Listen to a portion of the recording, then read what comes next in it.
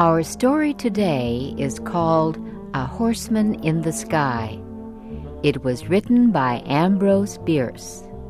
Here is Roy Depew with the story.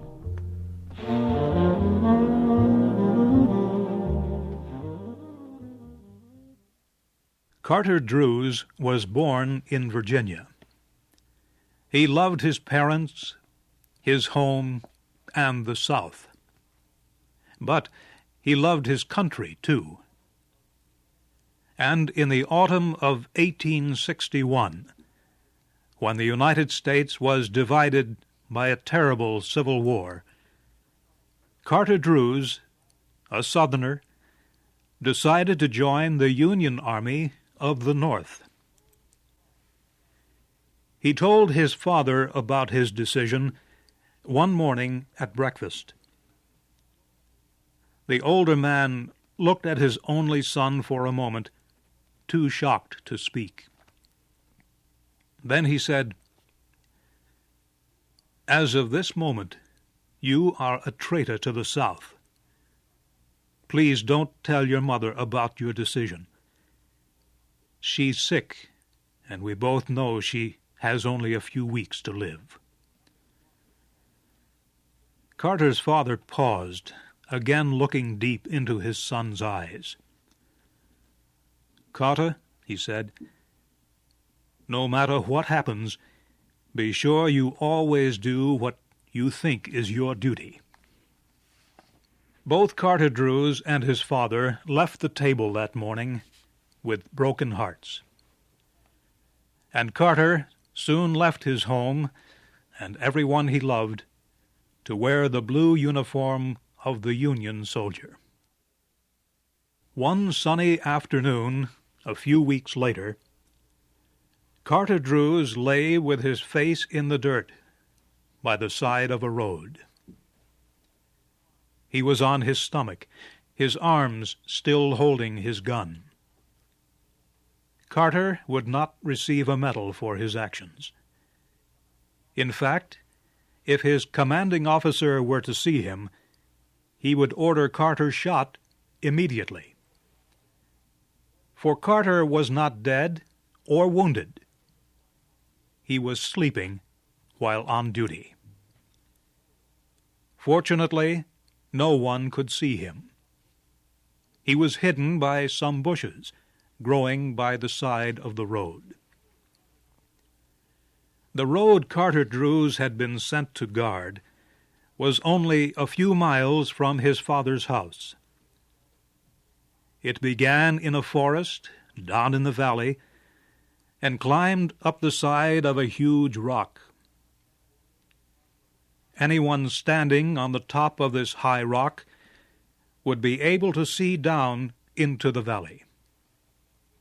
And that person would feel very dizzy looking down. If he dropped a stone from the edge of this cliff, it would fall for 600 meters before disappearing into the forest in the valley below.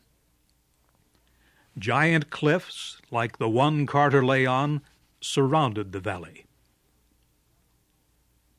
Hidden in the valley's forest were 5 Union regiments, thousands of Carter's fellow soldiers. They had marched for 36 hours. Now they were resting, but at midnight they would climb that road up the rocky cliff. Their plan was to attack by surprise an army of Southerners camped on the other side of the cliff. But if their enemy learned about the Union Army hiding in the forest, the soldiers would find themselves in a trap with no escape.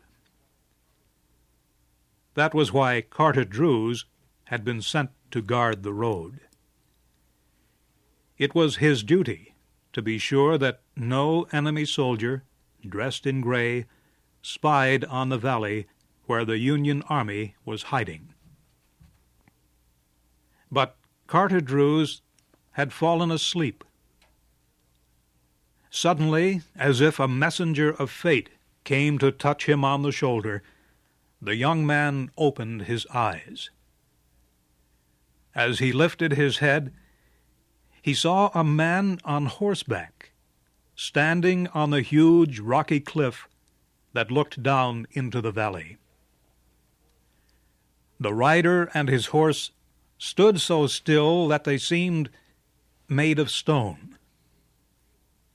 The man's gray uniform blended with the blue sky and the white clouds behind him. He held a gun in his right hand, and the horse's reins in the other. Carter could not see the man's face because the rider was looking down into the valley. But the man and his horse seemed to be of heroic, almost gigantic size, standing there motionless against the sky. Carter discovered he was very much afraid, even though he knew the enemy soldier could not see him hiding in the bushes. Suddenly the horse moved, pulling back its head from the edge of the cliff. Carter was completely awake now. He raised his gun, pushing its barrel through the bushes, and he aimed for the horseman's heart. A small squeeze of the trigger, and Carter Drews would have done his duty. At that instant, the horseman turned his head and looked in Carter's direction. He seemed to look at Carter's face, into his eyes, and deep into his brave, generous heart. Carter's face became very white. His entire body began shaking. His mind began to race, and in his fantasy, the horse and rider became black figures, rising and falling in slow circles against a fiery red sky. Carter did not pull the trigger. Instead, he let go of his gun and slowly dropped his face until it rested again in the dirt. Brave and strong as he was, Carter almost fainted from the shock of what he had seen. Is it so terrible to kill an enemy who might kill you and your friends? Carter knew that this man must be shot from ambush without warning. This man must die without a moment to prepare his soul, without even the chance to say a silent prayer. Slowly, a hope began to form in Carter Drews's mind. Perhaps the Southern soldier had not seen the Northern troops. Perhaps he was only admiring the view. Perhaps he would now turn and ride carelessly away. Then Carter looked down into the valley so far below. He saw a line of men in blue uniforms and their horses slowly leaving the protection of the forest.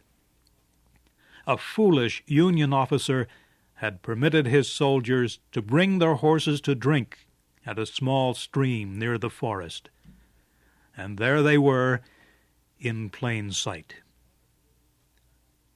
Carter Drews looked back to the man and horse standing there against the sky. Again he took aim, but this time he pointed his gun at the horse. Words rang in his head, the last words his father ever spoke to him. No matter what happens, be sure you always do what you think is your duty. Carter Drews was calm as he pulled the trigger of his gun.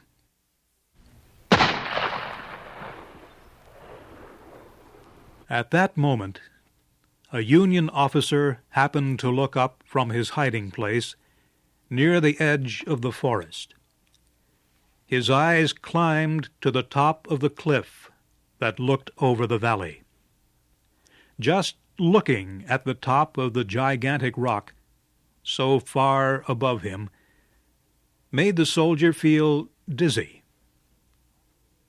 And then the officer saw something that filled his heart with horror. A man on a horse was riding down into the valley through the air. The rider sat straight in his saddle. His hair streamed back, waving in the wind. His left hand held his horse's reins, while his right hand was hidden in the cloud of the horse's mane. The horse looked as if it were galloping across the earth. Its body was proud and noble. As the frightened Union officer watched this horseman in the sky, he almost believed he was witnessing a messenger from heaven, a messenger who had come to announce the end of the world. The officer's legs grew weak, and he fell. At almost the same instant, he heard a crashing sound in the trees. The sound died without an echo, and all was silent. The officer got to his feet, still shaking. He went back to his camp, but he didn't tell anyone what he had seen. He knew no one would ever believe him. Soon after firing his gun, Carter Druse was joined by a Union sergeant. Carter did not turn his head as the sergeant kneeled beside him. "Did you fire?" The sergeant whispered. "Yes." "At what?" "A horse. It was on that rock. It's not there now. It went over the cliff." Carter's face was white, but he showed no other sign of emotion. The sergeant did not understand. "See here, Druse," he said after a moment's silence, "why are you making this into a mystery? I order you to report. Was there anyone on the horse?" "Yes." "Who?" My father."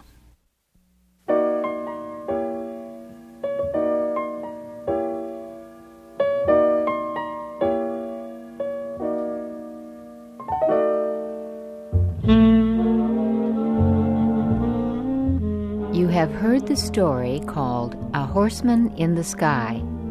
It was written by Ambrose Bierce and adapted for special English by Donna DeSanctis.